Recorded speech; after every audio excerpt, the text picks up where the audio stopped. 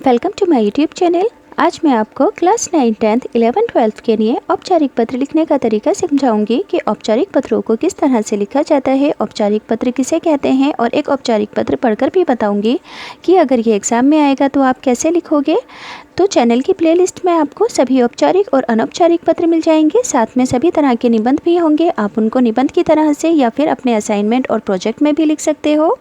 तो औपचारिक पत्र क्या होते हैं? वो सभी पत्र जो कार्यालयीय कामों के लिए लिखे जाते हैं, कार्यालयीय कामों से संबंधित होते हैं, जैसे कि अखबार के एडिटर को लिखा गया पत्र, व्यापार से संबंधित, स्कूल के प्रिंसिपल को लिखा गया पत्र, सूचना देने से संबंधित, शिकायत करने से संबंधित, पूछताछ करने से संबंधित या फिर आवेदन देने से संबंधित जितने भी पत्र होंगे वो सभी औपचारिक पत्र कहलाएंगे। आपको पता है ना कि अनौपचारिक पत्र क्या होते हैं।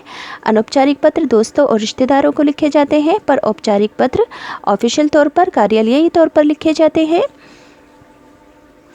तो यहाँ पर लिखा है कि छात्रवृत्ति प्राप्त करने के लिए आवेदन पत्र यानी कि स्कॉलरशिप प्राप्त करने के लिए आवेदन पत्र आप किस तरह से लिखोगे। तो सबसे पहले लिखोगे सेवा में उप शिक्षा निदेशक यानी कि वाइस प्रिंसिपल को लिखोगे। छात्रवृत्ति शाखा को क्या लिखोगे? सेवा में उप शिक्षा निदेशक, छात्रवृत्ति शाखा, पुराना सचिवालय, दिल्ली।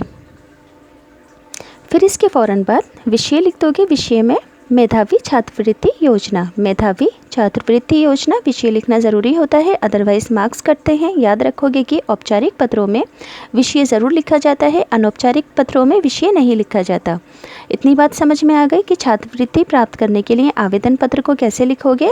वाइस प्रिंसिपल को लिखोगे, छात्रवृत्ति शाखा को, फिर एड्रेस लिख दोगे। एड्रेस के फ़ौरन नीचे विषय लिखा जाता है, फिर लिखोगे महोदय।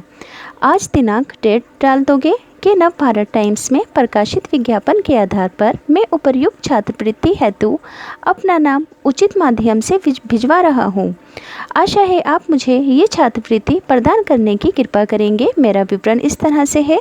नाम लिख दोगे, अपने पिता का नाम, कक्षा, विद्यालय का नाम, पिछली कक्षा में प्राप्तांक यानी पिछली कक्षा के अंदर आपको जितनी भी परसेंटेज आई थी वो लिख दोगे। फिर पिता की मासिक आय लिख दोगे, अपने घर का एड्रेस लिख दोगे। फिर इसके नीचे लिखोगे कक्षा अध्यापक के हस्ताक्षर होने चाहिए, ठीक। फिर विद्यार्थी के खुद के हस्ताक्षर। फिर प्रधानाचार्य की संस्तुति। मैं राजकुमार के उपर्युक्त विवरण सत्यापित करता हूँ तथा मेधावी छात्रवृत्ति हेतु अनुशंसा करता हूँ, यानी कि प्रधानाचार्य की तरफ से मोहर लगाई जाएगी तभी तो आपको स्कॉलरशिप मिलेगी। फिर आप डेट डाल दोगे। डेट में मंथ नेम को स्पेलिंग के अंदर लिखोगे, साइन करोगे, प्रधानाचार्य की साइन, प्रधानाचार्य की मोहर। समझ में आ गया कि छात्रवृत्ति के लिए आवेदन पत्र किस तरह से लिखा जाता है। पूरा ही तरीका है यहाँ पर लिखने का। अगर एग्ज़ाम में आएगा तो इजीली लिख दोगे, बिल्कुल ईजी सा है।